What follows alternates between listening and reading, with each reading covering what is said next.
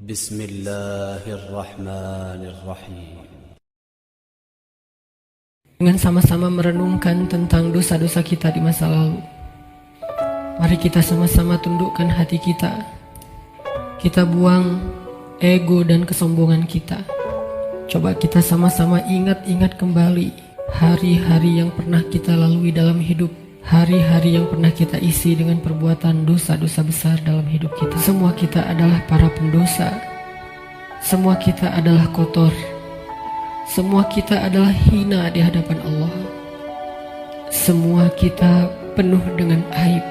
Bahkan aib kita ada di sekujur tubuh kita. Tidak mungkin ada orang yang tidak punya dosa di antara kita, sehingga dia merasa tidak perlu mengingat-ingat atau memuhasabahi dirinya. Tidak mungkin ada orang di antara kita yang suci sesuci Rasulullah SAW, yang bahkan sampai hari ini mungkin baru saja melakukan dosa besar kepada Allah. Atau mungkin kita tidak melakukan dosa besar, tetapi kita meninggalkan perintah Allah yang wajib, dan itu sama dengan dosa besar. Maka teman-teman sekalian, mari sejenak kita renungkan perjalanan hidup kita. Coba kita renungkan sudah berapa tahun kita meninggalkan agama Allah Subhanahu wa Ta'ala. Sudah seberapa tahun kita menjauh dari Allah Subhanahu wa Ta'ala.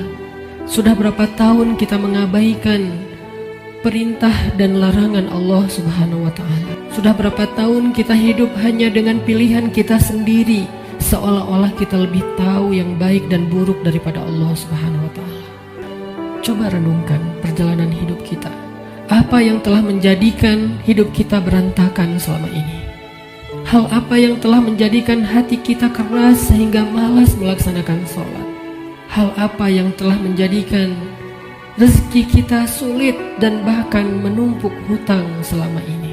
Hal apa yang telah menjadikan hubungan kita dengan kedua orang tua kita menjadi renggang selama ini? Tidak ada hal lain, teman-teman, selain dosa. Dosa satu-satunya penyebab hati kita menjadi keras.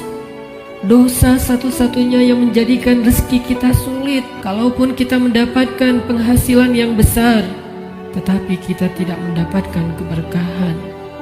Tidak ada yang bisa menjadikan hidup kita berantakan seperti dosa. Dosa yang telah merusak hubungan keluarga kita.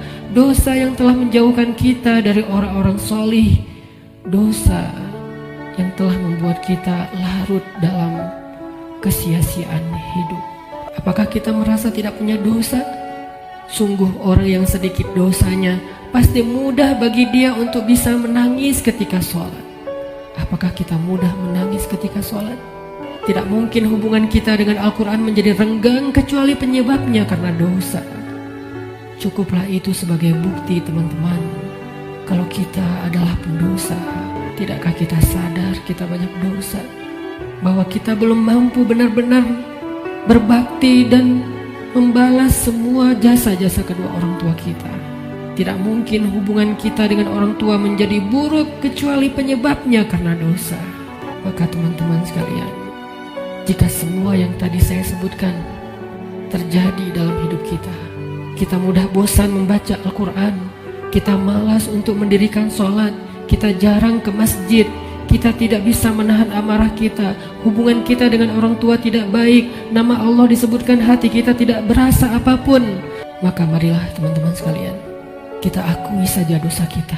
Karena orang yang tidak mengakui dosa-dosa dan kesalahannya adalah orang sombong di hadapan Allah.